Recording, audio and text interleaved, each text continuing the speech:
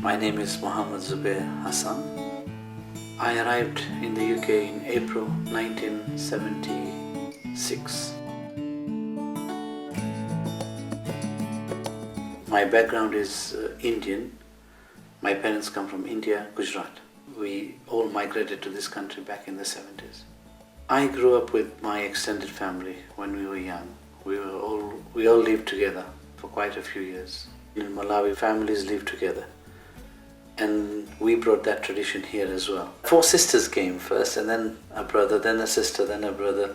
But I'm number 9. My father and mother came to Malawi back in the 40s. They were working in the sugar plantation in those days. We were just told by our parents that we'd be moving to England soon,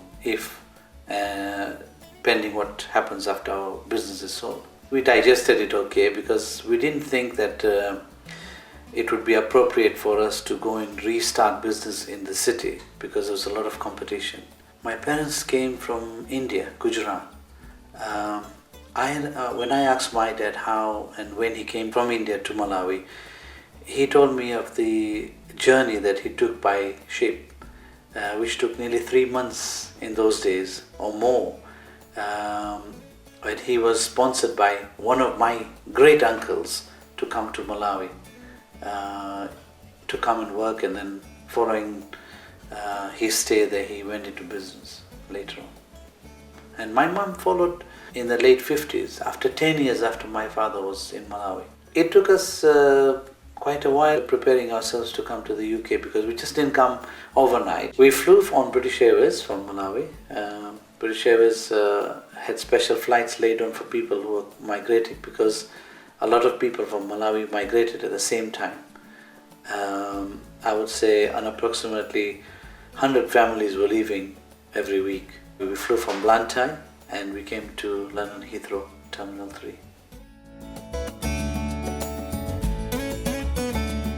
My first experience of England, April, you'd think it's slightly warm, but it was cold.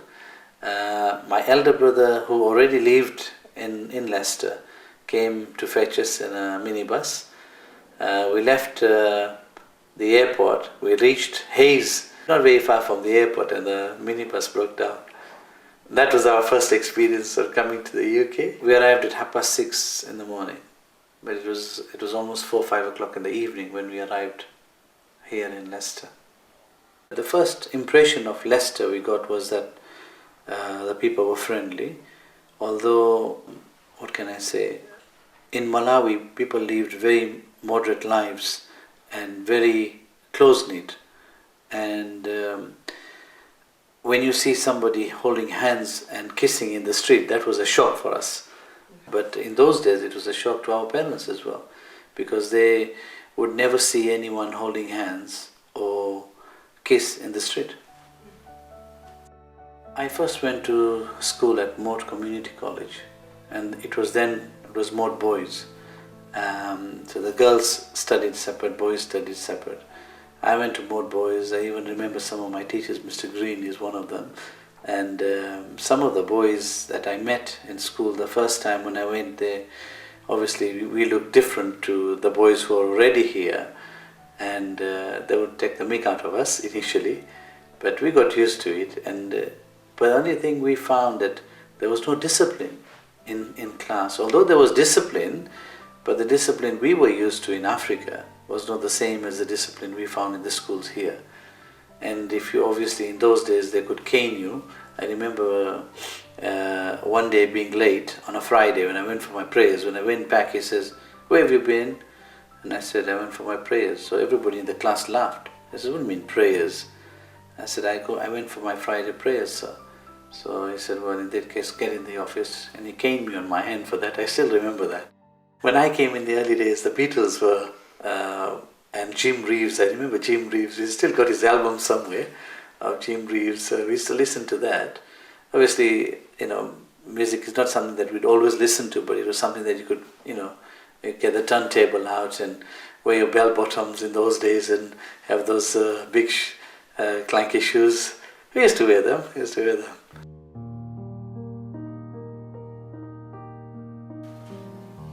I think when we came here, we said this is home. Yeah. Yes, our parents told us this is home. We can go back if we want to in Malawi whenever we want. We still hold our birthrights in Malawi. And I personally have made Leicester as my home, and I think this will be my home. We still had a lot of family in Malawi when we moved here. The way they contacted each other was through mostly telephone, although it was very expensive in those days. Sometimes by letters, but the letters obviously took 2 weeks and so to reach, or 3 weeks, but majority of the time was telephone. So I was about 17 when with my family, we opened the first Asian halal fish and chips in the UK. I remember peeling the potatoes and cutting it in those days. And we started the first Asian halal fish and chip shop that offered chili sauce and chilies on the chips. So we were the first pioneers of fish and chip shop, Asian fish and chip shop in the UK. After school, I ran and I had to do the potatoes, clean the eyes of the potatoes and things like that. I still remember that. And it was hard working, but in Malawi we were a very close-knit family, and even here we continue to do that. The business was in a family, we all helped out, we all chipped into it and worked together. And we became very successful. We were in Roslyn Street for under 3-4 years. People were really surprised at the quality of the fish and chip shop. And back in 1979, we got the first award for one of the best fish and chip shops in the UK. My parents always have this ambition that do two things, have a business and also serve the community. The business we went in was halal, and it's paramount for Muslims to eat halal. And a lot of the people in those days didn't realize the difference between halal and non-halal food. My dad passed away about 7 years ago, and my mom passed away about 3 years ago. At the time that my dad was very sick, one of my youngsters was very sick as well. So we were in Glenfield Hospital at the same time in Leicester. My dad was in Ward 29, my son was in Ward 30. We actually shared a window across each other. And that morning that my dad passed away, he called me, he says, tell Zubeir to come down, and asked me to change him, give him a shave, clean. And an hour later he died in my arms, very peacefully. Compared to what, back when we came in 1970s, I remember then, in the early 80s even, we had to wait almost 3 to 4 days to have an appointment with the registrar, and then an appointment for the council to arrange burial. It would take a week. But alhamdulillah, when my father passed away, it was just about 1:30 in the afternoon, and we buried him at 5 o'clock on the same afternoon. So a big difference from then. And as I was one of the persons who arranged the funeral and did all the things, I knew what was supposed to be done. And this is what I do as well as my voluntary work, arranging funerals for the community. My time went in community work, a lot of community work. I got involved in the burial services, I got involved in our community that came from Africa, the Qatari community of UK. I was one of the youngest chair of our organization back in the 80s. I took up as a challenge to say that I want to do something for our community. And we did do. I did achieve quite a bit for that. I'm one of the persons who received the award from the Queen for giving burial services to the community on behalf of the Muslim Burial Council. So when my parents found out that I was going to see the Queen, they were very happy that, here you are. And we were in Malawi, we've seen the Queen come to Malawi, but we haven't met her personally, but here I'm going to the house and met her personally. Yeah. I remember taking the British flag and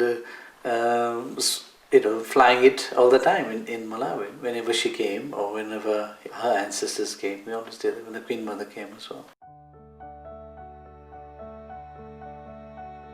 In the early days, name calling would be Paki. It was a very common thing that they call Asians generally Paki. And I wasn't a Pakistani, but later on we got to know that Paki meant any other person other than a white person. We were hurt initially, but I think the people didn't understand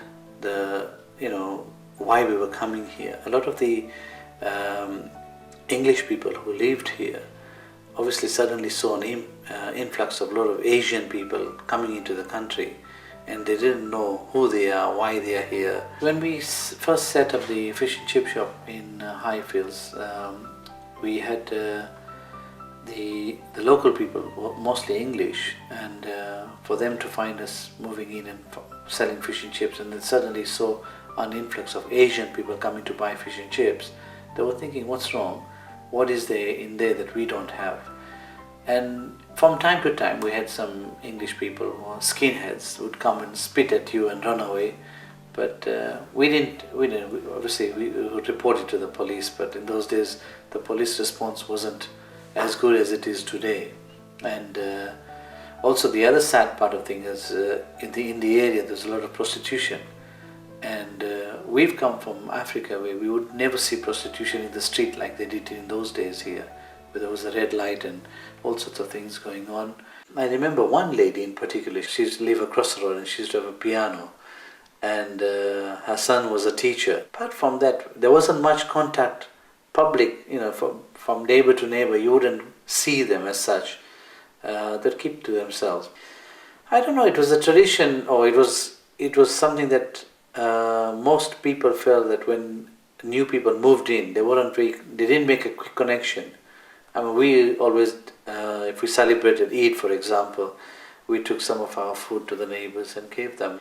Mostly it would be like sweets, gatia, bhajia, samosas, something like that we would take. In those days it was easy to make samosas and things, but the neighbors have never found that people brought gifts to them, you see, except at Christmas time, which even then, I think the English people didn't accept the new people in as they would celebrate Christmas.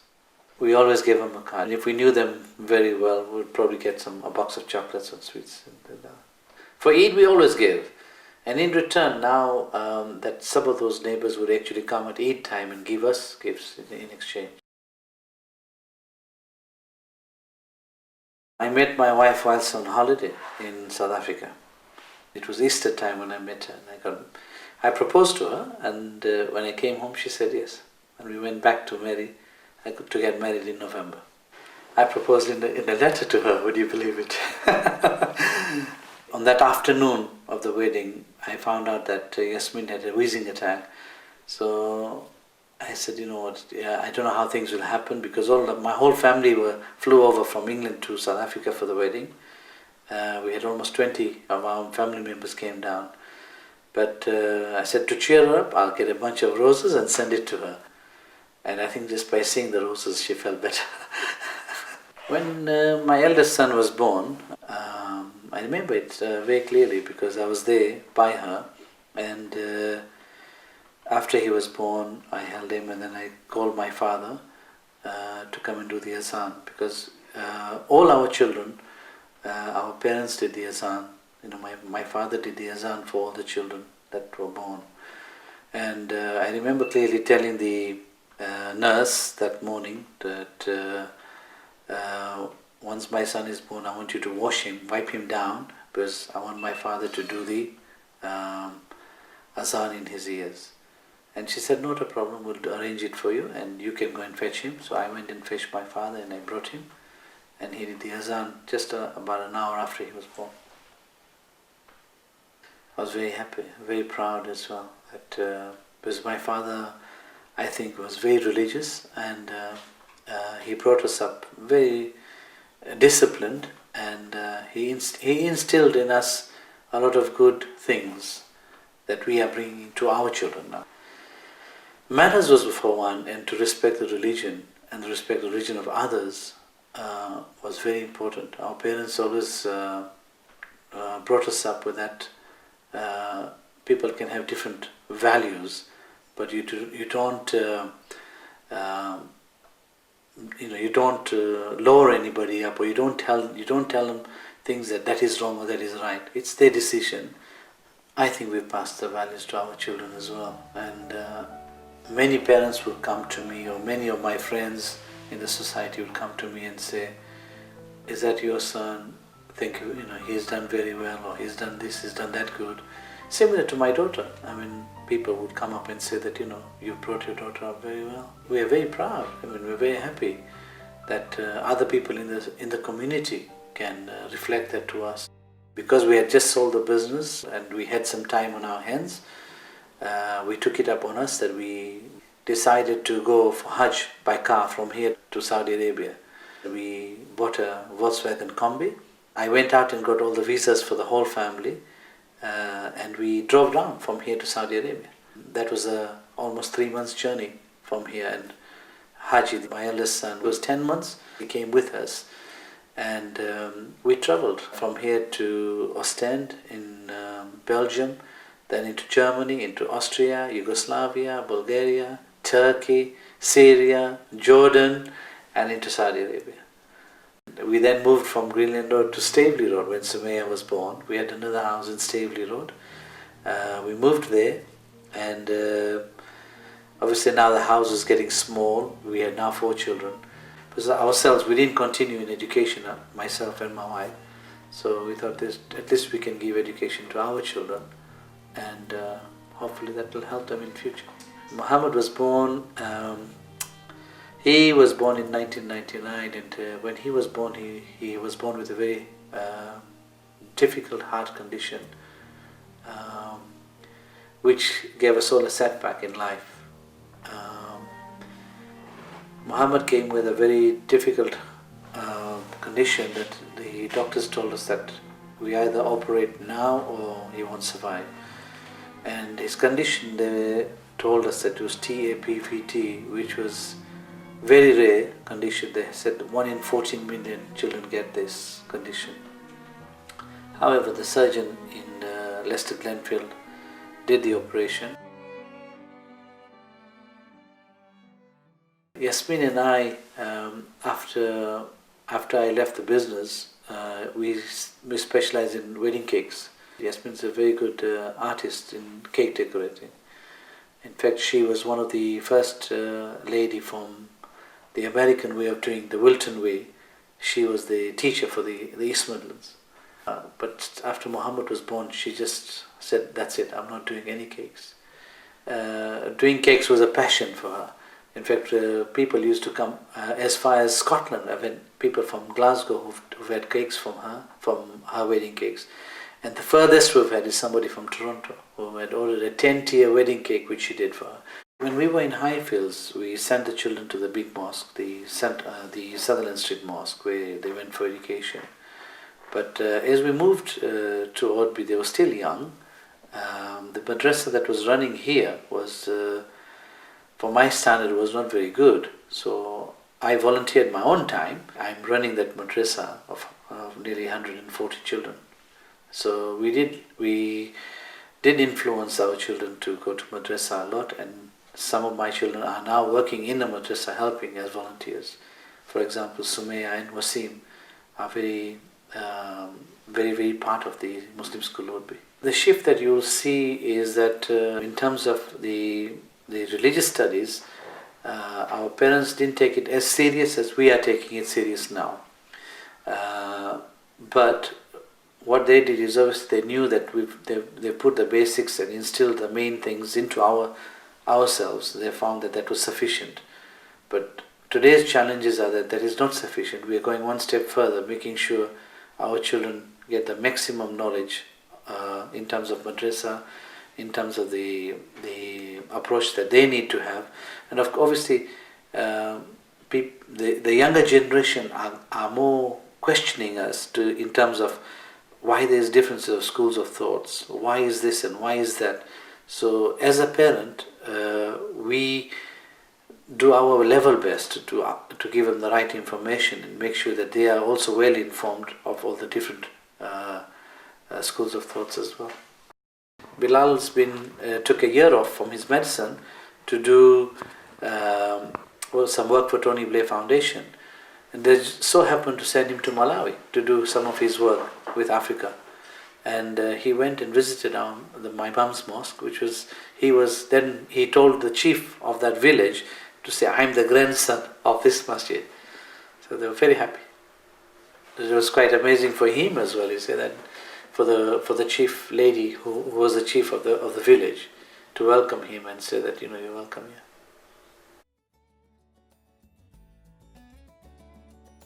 I think I've been very fortunate that I've achieved so much in this short time of life. And this is, again, it's a blessing from my parents, I think. And I believe very strongly that it was their support that gave us this opportunity to do a lot of work. I mean, I'm involved in community work, a lot of community work in the city and county. And the journey that took us from Myrtle Road to where we are now, and I can reflect back and say that I've achieved something. Being a foreigner in the country, this is now my home, and my children say this is our home. No regrets at all. No regrets at all. I think Leicester's been our home, and England's become our home. We'll go and visit our birthplace in Africa, no doubt about that, from time to time. I've yet to take my wife and the rest of the family there, except Bilal has been, the rest haven't been.